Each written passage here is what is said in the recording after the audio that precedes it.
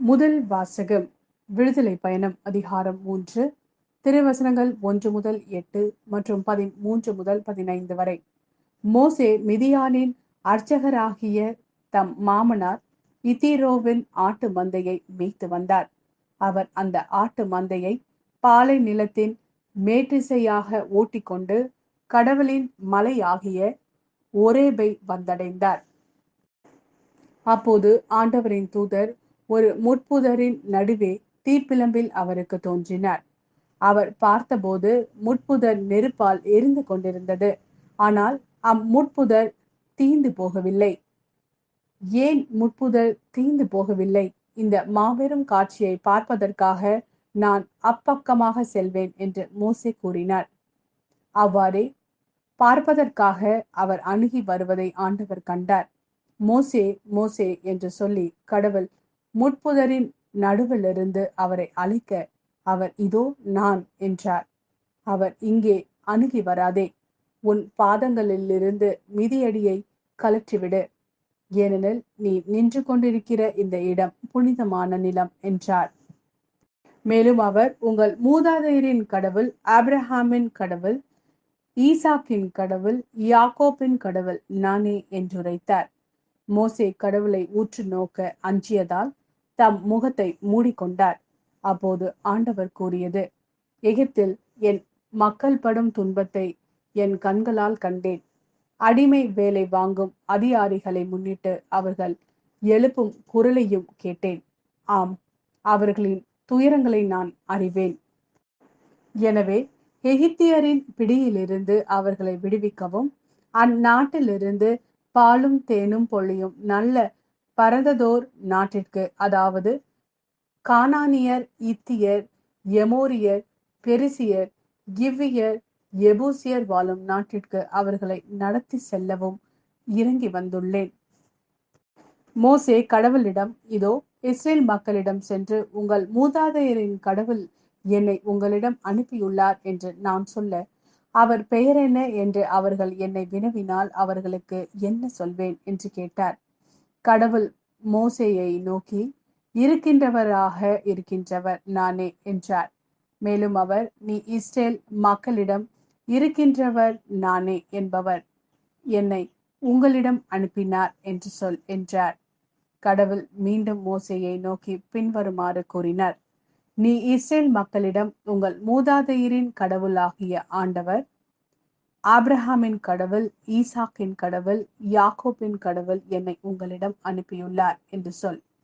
இதுவே என்றென்றும் என் பெயர், தலைமுறை தலைமுறையாக என் நினைவு சின்னமும் இதுவே.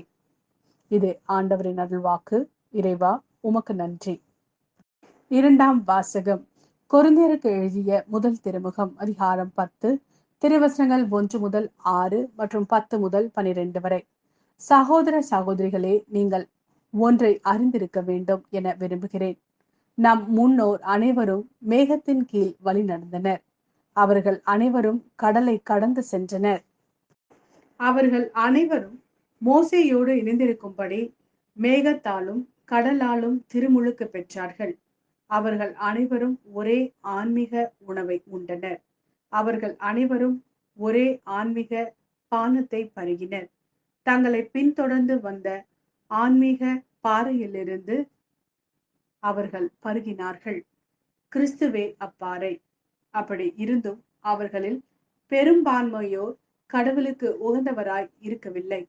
பாலை நிலத்திலேயே அவர்கள் கொல்லப்பட்டார்கள். அவர்கள் தீயனவற்றில் ஆசை கொண்டு இருந்தது போல நாமும் இராதவாறு இவை நமக்கு ஒரு முன்னடையாளமாக நிகழ்ந்தன. அவர்களுள் சிலர் முணுமுணுத்தனர். இதனால் அவர்கள் அழிவு விளைவிக்கும் தூதரால் அழிக்கப்பட்டனர். அவர்களைப் போல் நாமும் முணுமுணுக்க கூடாது. அவர்களுக்கு நிகழ்ந்த இவை அனைத்தும் மற்றவர்களுக்கு எச்சரிக்கையாக அமைகின்றன. இறுதி காலத்தில் வாழும் நமக்கு இவை அறிவுரையாக எழுதப்பட்டுள்ளன. எனவே நாம் நிலையாக நிற்பதாக நினைத்து கொண்டிருப்பவர் விழுந்து விடாதபடி பார்த்து கொள்ளட்டும். இது ஆண்டவரின் அருள்வாக்கு. இறைவா, உமக்கு நன்றி. லூக்கா எழுதிய நற்செய்தி அதிகாரம் 13 திருவசனங்கள் 1 முதல் 9 வரை. அவ்வேளையில் சிலர் இயேசுவிடம் வந்து பலி செலுத்திக் கொண்டிருந்த கலிலேயரை பிலாத்து கொன்றான் என்ற செய்தியை அறிவித்தனர். அவர் அவர்களிடம் மறுமொழியாக, இக்கலிலேயருக்கு இவ்வாறு நிகழ்ந்ததால் இவர்கள் மற்ற எல்லா கலிலேயரையும் விட பாவிகள் என நினைக்கிறீர்களா? அப்படி அல்ல என உங்களுக்கு சொல்கிறேன். மனம் மாறாவிட்டால் நீங்கள் அனைவரும் அவ்வாறே அழிவீர்கள். சீலோவாமிலே கோபுரம் விழுந்து 18 பேரை கொன்றதே, அவர்கள் எருசலேமில் குடியிருந்த மற்ற எல்லாரையும் விட குற்றவாளிகள் என நினைக்கிறீர்களா? அப்படி அல்ல என உங்களுக்கு சொல்கிறேன். மனம் மாறாவிட்டால் நீங்கள் அனைவரும் அப்படியே அழிவீர்கள் என்றார். மேலும் இயேசு இந்த ஊமையை கூறினார். ஒருவர் தம் திராட்சை தோட்டத்தில் அத்திமரம் ஒன்றை நட்டு வைத்திருந்தார். அவர் வந்து அதில் கனியை தேடிய போது எதையும் காணவில்லை.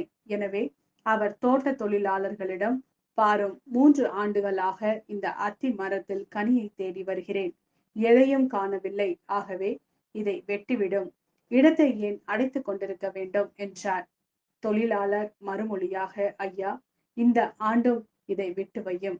நான் இதை சுற்றிலும் கொத்தி ஏறு போடுவேன். அடுத்த ஆண்டு கனி கொடுத்தால் சரி, இல்லையெனில் இதை வெட்டி விடலாம் என்று அவரிடம் கூறினார்.